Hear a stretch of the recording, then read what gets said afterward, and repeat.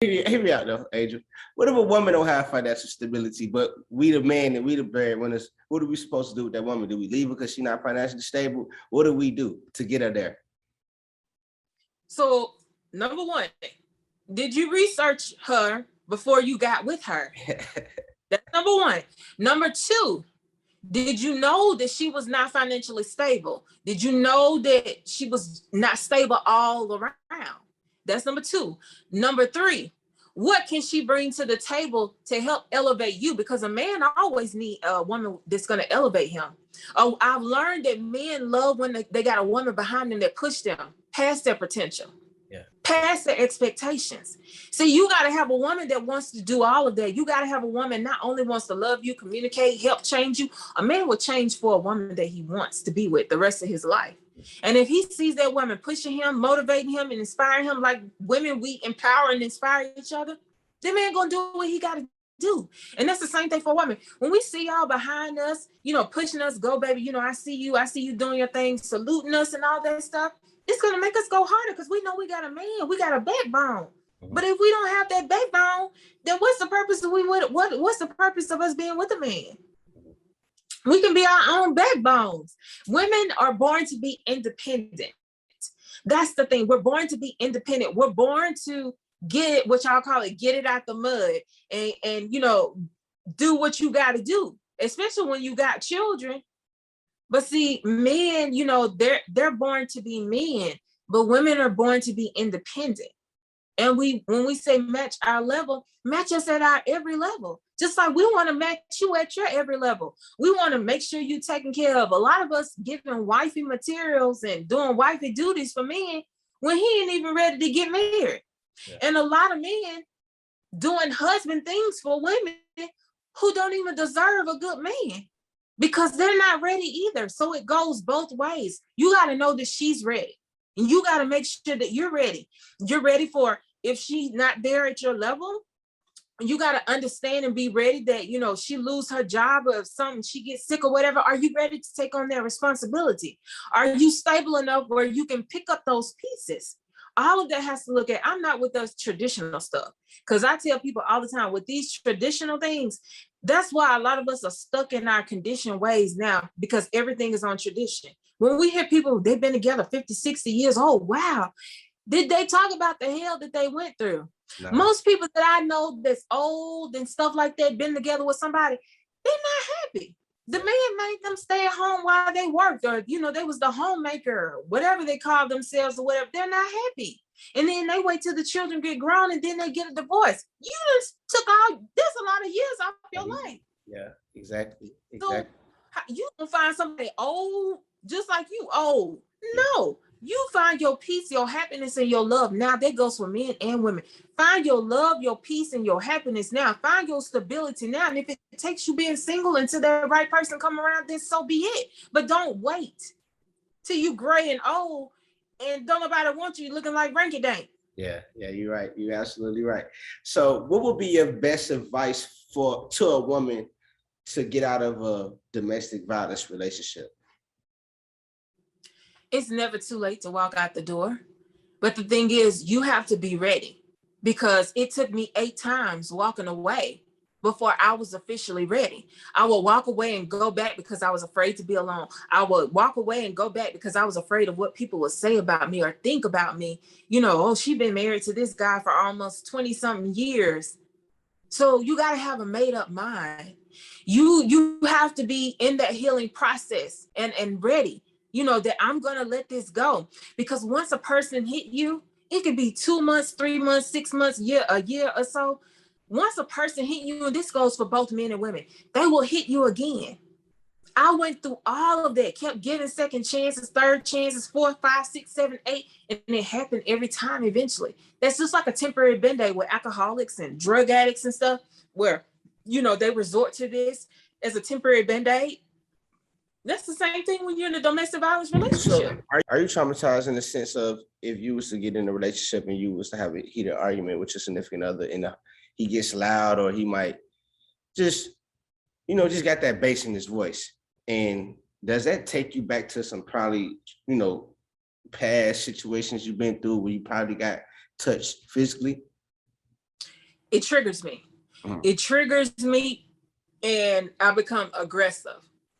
I'll be like, tone it down, and that's why I tell my boyfriend, I've been through a lot.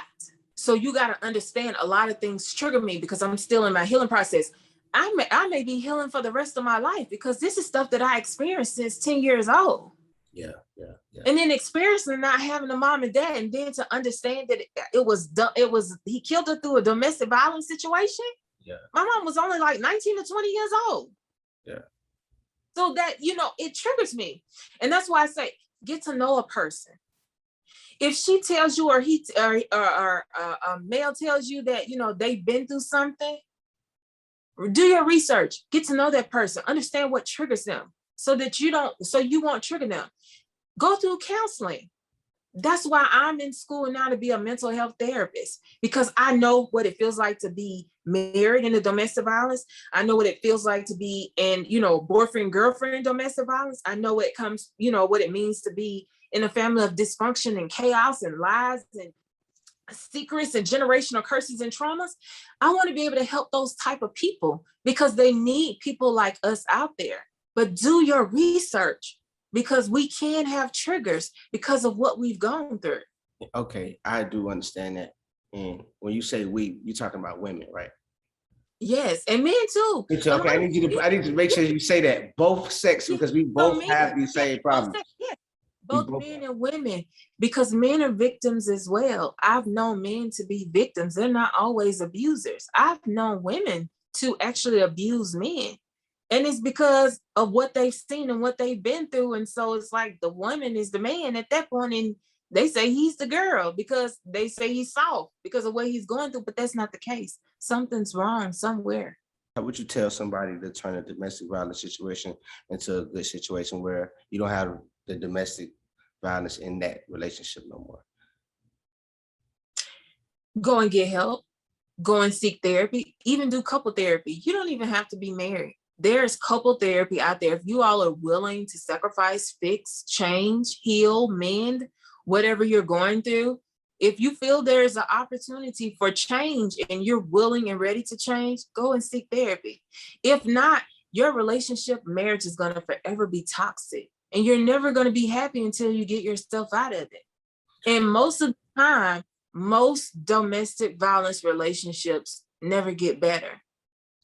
Because that person is still broken. And sometimes it takes that person, you separating yourself just to save that person so they can go and get help, versus it's not you really trying to save them, but you can't be kept to save a lot. Sometimes it takes God and takes therapy. You can't help a person heal that's so broken. Nobody can help me. That's why I went through so much that I was going through. I was running, going from man to man to man, running, wanting a man to love me, like me, tell me I'm beautiful, how fine I look, do you like my hair, nails and stuff, trying to please people. At some point, you got to break away so that person can heal, because they cannot love you like you need to be loved. They cannot respect you like you need to be respected. And they cannot care for you and be passionate for you like they need to, because they still broken. And that's just facts. Why do women get so comfortable in a relationship and it seems like they kind of like let themselves go? They don't keep their same, how can I put it for it to make sense? They don't keep that same swag about themselves when you met them, and then when you with them 5 years later. So what does a man, what would you tell a man to do to keep his girlfriend, or keep his woman to, stay on her A game, stay looking pretty, stay looking nice, not getting so comfortable and letting herself just, I know this is my man, so I'm not gonna be as pretty and wear my makeup every day, every other day like I might have used to when he wasn't my man. So how to keep them just, fresh throughout the whole relationship forever, however long y'all together. Well, that's where a man make a mistake. And that's the same thing with a woman. That's when she make a mistake. The further you get off into the relationship, you're gonna get comfortable. Now, it ain't about her wearing her makeup all the time or dressing up. When we go out, I'm gonna match his fly, he gonna match my fly. But the thing is, when we're at home, we're comfortable. This is how we are. I don't wear makeup every day. Only time I wear makeup is if I'm handling business, going to work, doing stuff like this, interviews or whatever it may be. Other than that, I don't do makeup. I come as I am, just like he comes as he is. And the thing with that, I would say, dealing with the woman, if you love her enough and if she loves you enough, it don't matter how she look when y'all go out. Whether she put on some jogging pants, a t-shirt, have a ponytail, you should still love her. Now, to keep her spruced up, because relationships and marriages can get boring. I can tell you that now. Get out, find something that you're not used to doing. I don't care if it's getting in the car, going for a night ride, going to Mickey D's or whatever, just getting some French fries or a sundae. We do that now. We'll get up and we may go, on the south side of Birmingham and just go listen to music, go walk around, because we're getting older. You got to enjoy life, because life ain't going to enjoy you. You got to enjoy it. But at the same time, don't take her out of her comfort zone. Don't tell her she got to be this way. She got to be on swag and stuff. Because trust me, a woman that's about her business like I am, when we step out, oh, I'm going to step out. I'm going to be what we call country in the South, sharp as a tack. He going to be sharp too. We always match each other fly, but we still are comfortable. We're comfortable. He's comfortable with seeing me without makeup. He's comfortable seeing me without weave. I'm comfortable seeing him not getting a haircut, not getting his face shaved. I'm comfortable seeing him with a hole in his jogging pants because we've been together long enough. And that materialistic stuff don't matter to either one of us. It's the love in our heart that we have for each other. So if you find somebody that wants his woman to always be on her swag and stuff and dressing up, putting on makeup, do what you was doing in the beginning, that ain't gonna work, because that's not love.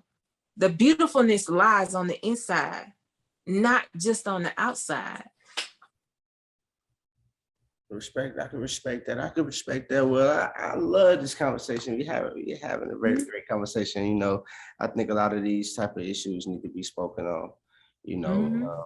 So what do you plan on for the rest of the year, though, as far as like hosting different events? I know you went to like having a music festival. What is that about?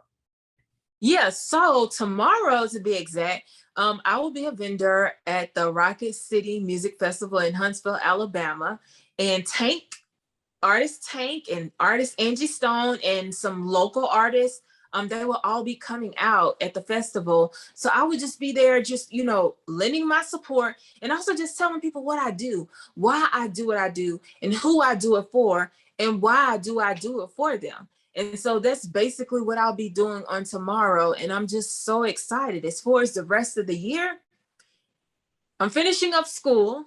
So I'm in internship for grad school. So I'll be done by summer of next year. And I'll actually, I've already started working with a clinic. So I will be a mental health therapist at a clinic here in Birmingham, where I'll be doing a lot of virtual therapy for people that have anxiety, been through domestic violence, childhood trauma, depression, PTSD.